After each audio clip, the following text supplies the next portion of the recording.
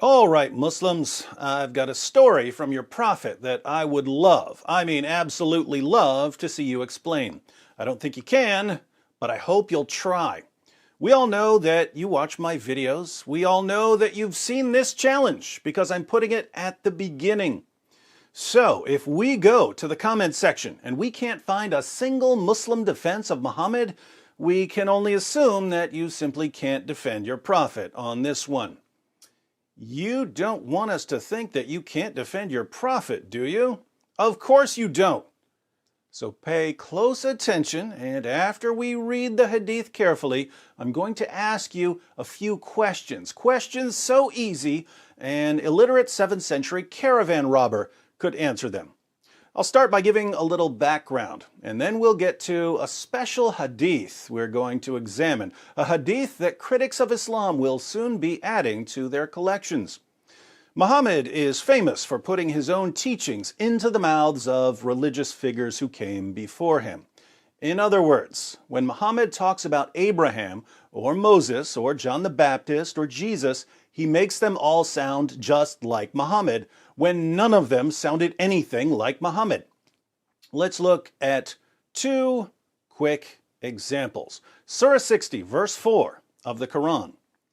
Indeed, there has been an excellent example for you in Abraham, and those with him, when they said to their people, Verily, we are free from you and whatever you worship besides Allah. We have rejected you, and there has started between us and you hostility and hatred forever until you believe in Allah alone. So Abraham says to the polytheists, there is hostility and hatred between us and you forever until you believe in Allah alone. Does that sound like the Abraham we read about in the Bible? No, Abraham generally tried to get along with the people around him even when they were total pagans. What Abraham says here in the Quran sounds like something Muhammad would say, not like something Abraham would say. Muhammad excelled in what we might call forced posthumous conversion, forcibly converting people to Islam long after their deaths by putting his own words into their mouths in his silly book. Here's another example. In Surah 19, verses 28 to 31 of the Quran, Mary has just given birth to Jesus, and people accuse her of committing adultery. They say, O sister, i.e. the like of Harun, Aaron. The translators added the like of Aaron to try to cover up the fact that Muhammad didn't know the difference between Mary, the mother of Jesus, and Miriam, the sister of Aaron, even though they lived 14 centuries apart. Your father was not a man who used to commit adultery, nor your mother was an unchaste woman. Then she pointed to him, i.e. the baby Jesus. They said, How can we talk to one who is a child in the cradle? He, Isa, Jesus, said, Verily, I am a slave of Allah. He has given me the scripture and made me a prophet, and he has made me blessed wheresoever I be, and has enjoined on me salat, prayer, and zakat, as long as I live. Does that sound like Jesus, let alone baby Jesus? No, that sounds like Muhammad. So Muhammad, over and over again, simply takes other religious figures and turns them into devout Muslims. Not surprising, since he was, after all, a professional robber. But Muhammad sometimes took this religious appropriation to whole new levels, giving other religious figures not only his theological teachings, but also his moral perversions. Muhammad was famous among his followers for being able to have sex with 9 or 11 women and girls in a single night. Consider a few passages. Sahih al-Bukhari, 5068. Narrated Anas, the Prophet used to go round, have sexual relations with all his wives in one night, and he had 9 wives. Sahih al-Bukhari, 5215. Narrated Anas bin Malik, the Prophet used to pass by, have sexual relation with all his wives in one night, and at that time he had 9 wives. By the way, check out the chapter heading, Whoever had sexual intercourse with all his wives and then took one bath only. Yes, history's greatest man would have sex with 9 women and girls, but would only take 1 bath. Sahih al-Bukhari 268, narrated Qatada, Anas bin Malik said, the Prophet used to visit all his wives in a round during the day and night, and they were 11 in number. I asked Anas, had the Prophet the strength for it? Anas replied, we used to say that the Prophet was given the strength of 30 men. And Sa'id said, on the authority of Qatada, that Anas had told him about 9 wives only, not 11. Notice that this wasn't something that Muslim men in general did. Muhammad's followers understood and boasted about the fact that their prophet, in particular, had the sexual strength of 30 ordinary men. So why did Muhammad have the sexual strength of numerous ordinary men? Well, Muhammad suggests that this was a special ability given to certain prophets, among them Muhammad and Solomon. Now for the hadith I'd like Muslims to explain. Sahih Muslim 4289. It was narrated from Abu Huraira that the Prophet said, Suleiman ben Dawood, Solomon son of David, said, tonight I will go around to 90 women, and each of them will give birth to a knight who will fight in the cause of Allah. His companions said to him, say, if Allah wills. But he did not say, if Allah wills, and he went round to all of them. None of them became pregnant except one woman who gave birth to a deformed child. By the one in whose hand is the soul of Muhammad, if he had said, if Allah wills, they would all have been knights striving in the cause of Allah. All right, there's a lot to take in here. First, when Muhammad's followers claimed that he would have sex with 9 or 11 women and girls in a single day or a single night, the only way I could make sense of this was to assume that he wasn't completing the act with each woman or girl. In other words, if Muhammad was going to one wife, having sex with her for 5 or 10 minutes, but not ejaculating, then moving on to the next wife for 5 or 10 minutes, and so on, and only ejaculating 2 or 3 times for the evening, that would be believable. But in this hadith about Solomon, Solomon believed that he was impregnating 90 women, which means that he was ejaculating in all of them. And since this is Muhammad telling the story, and Muhammad is clearly projecting himself onto Solomon, we can't help but conclude that Muhammad was somehow having 9 orgasms per night with his 9 wives. That would make Muhammad the Superman of sex. Second, do we believe what Muhammad said about Solomon? Do we believe that Solomon actually completed the act of sexual intercourse with 90 women in a single night? Let's assume that he started at 6 o'clock p.m. and that he kept having sex until 3 o'clock a.m.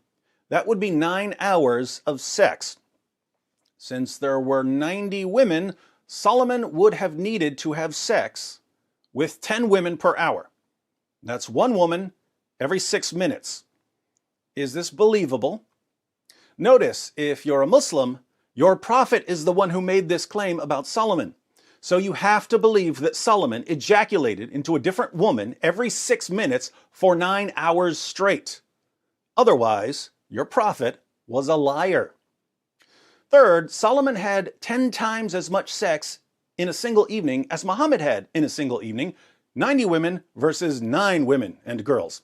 So if Muhammad had the sexual strength of 30 men, Solomon must have had the sexual strength of 300 men.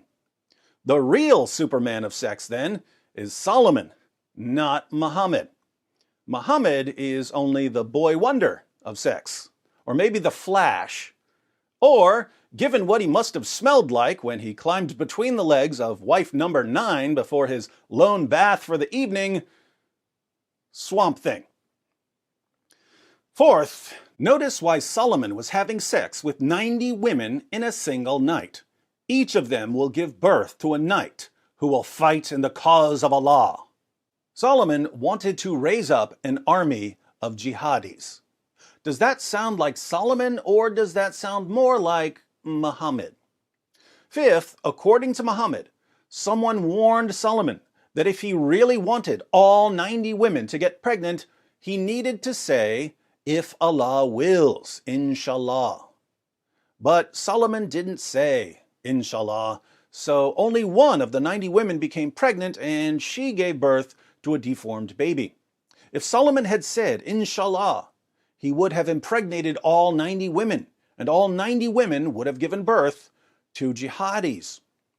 We can only wonder why Solomon, after learning his lesson, didn't simply try again later, this time remembering to say, inshallah. We also have to wonder why Muhammad didn't take his own advice. Muhammad had at least 9 wives at one time. How many jihadis did he raise? Did he forget to say inshallah too? Now, since I've invited our Muslim friends to defend their prophet in the comments section, let me help them by asking a few questions. 1. Do you believe that Muhammad had sex with 9 women and girls in a single night while only taking 1 bath, as we read over and over again in the Muslim sources? 2. Do you believe that Muhammad's ability to have sex with 9 women and girls in a single night was natural or supernatural? Did he have that ability by nature, or did Allah miraculously bestow on him the ability to sexually perform 9 times a night? 3. None of the 9 women and girls that Muhammad would have sex with in a single night ever became pregnant. Muhammad had 3 sons and 4 daughters. 6 of his children were born to Khadijah, who died before he married these 9 women and girls. 1 of his children was born to his sex slave, Mary the Copt. None of his 9 wives in the hadiths we read ever became pregnant. But according to Muhammad, all he needed to do was to say, inshallah, and that would have somehow impregnated them. So, why didn't he say it, or why didn't it work? 4. Do you believe that Solomon had sex with 90 women in a single night? 5. Do you believe that Solomon's ability to have sex with 90 women in a single night was natural or supernatural? 6. When Allah was handing out supernatural sexual abilities to his prophets, why did he give Solomon the sexual strength of 300 men while only giving Muhammad the sexual strength of 30 men?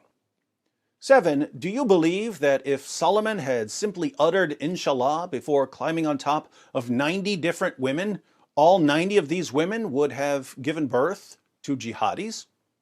8. Since Solomon was known for his wisdom, even in the Quran and the Hadith, why didn't he simply learn his lesson, have sex with 90 women again, and remember to say inshallah?